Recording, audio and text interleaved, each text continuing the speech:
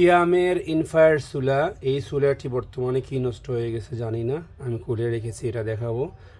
আর যাদের বিদ্যুৎ বিল কম আসে তারা এটা ব্যবহার করবেন। বেশি বেশি বিদ্যুৎ বিল আসে আপনাদের, মানে খুবই বেশি বিদ্যুৎ আসে এই চুলাতে। তো এটা বর্তমানে আপনাদেরকে আমি দেখাবো কি খারাপ কিনা, এটা চুলাই আছে। তো এটার ভিতরে আসলে কিছু নাই পার্সপাতি, এটাতে শুধু একটা রেগুলেটর আছে ভলিউম। আর এটা বর্তমানে রেডি করা একদম সহজ, যে কোনো কেউ এটা রেডি করতে পারবেন। এটা সব কিছু পার্সপাতি কিনতে মিলে। এটা হচ্ছে ইনফার্ট আর এটা হলো স্প্রিং। আচ্ছা যাক, এটা বিষয় না আমাদের বিষয় হচ্ছে এই চুলাটা কী সমস্যা। বর্তমানে পাওয়ার দিলে এটাতে পাওয়ার আসে যায়। এই যে দেখেন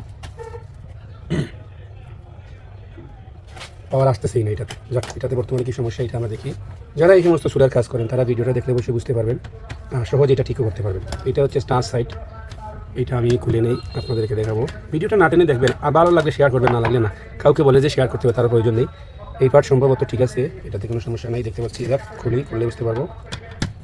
যারা কাজ করেন টেকনিশিয়ান ভাই, ভালো লাগলে দেখবেন, না লাগলে না দেখবেন, তাতেও আমার কোনো সমস্যা নেই। আর এই পার্টসপাতিগুলো সবগুলো বর্তমানে মার্কেটে সচরাচর কিনতে মিলে, আপনার একদম ইজিভাবে এটা কিনতে পাবেন। এটাও কিনতে মিলে, কুলারটাও কিনতে মিলে, এই সার্কিটটাও কিনতে মিলে। তো এইটার সমস্যাটা হচ্ছে এই যে দেখেন, আমি জানি না কীভাবে আপনাদেরকে দেখাবো। এই যে দেখেন এটা কী হয়েছে, বুঝতে পারছেন? এইটা জ্বলে পুড়ে ছাই হয়ে গেছে, দেখেন এইটা। তারপরেও আমি এটা রেডি করবো, কীভাবে রেডি করবো আমি নিজেও জানি না। এটা আমি ট্রাই করলে বুঝতে পারবো এটা রেডি করতে পারবো কিনা। আশা করতেছি এটা কিনতে মিলে, যদি নাও পাওয়া যায় তাহলে মার্কেটে সচরাচর কিনতে মিলে এটা আমরা কিনে নেবো। তো এখন দেখি এটাতে কী সমস্যাটা হয়েছে আসলে। প্রথমে এটাকে আমি ওয়াশ করে নেই, দেখি এটাতে কী হয়েছে না হয়েছে।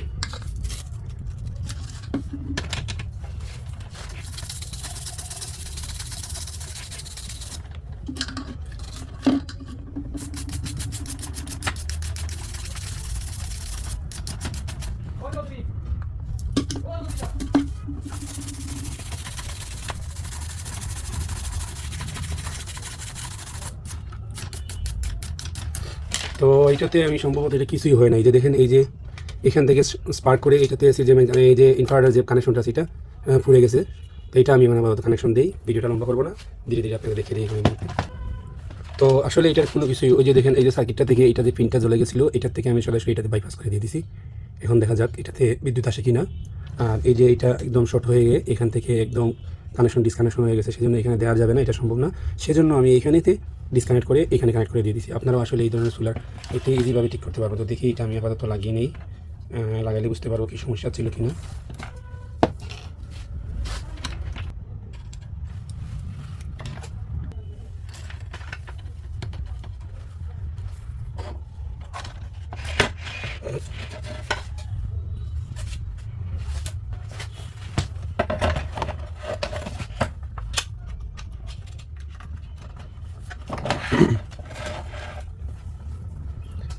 কেয়ারফুলভাবে কাজ করবেন। কাজ করার অবস্থায় একদিকে টাচ করা যাবে না, অন্যথা আপনারা এখানে স্পার্ক করবে, শর্ট খেতে পারেন।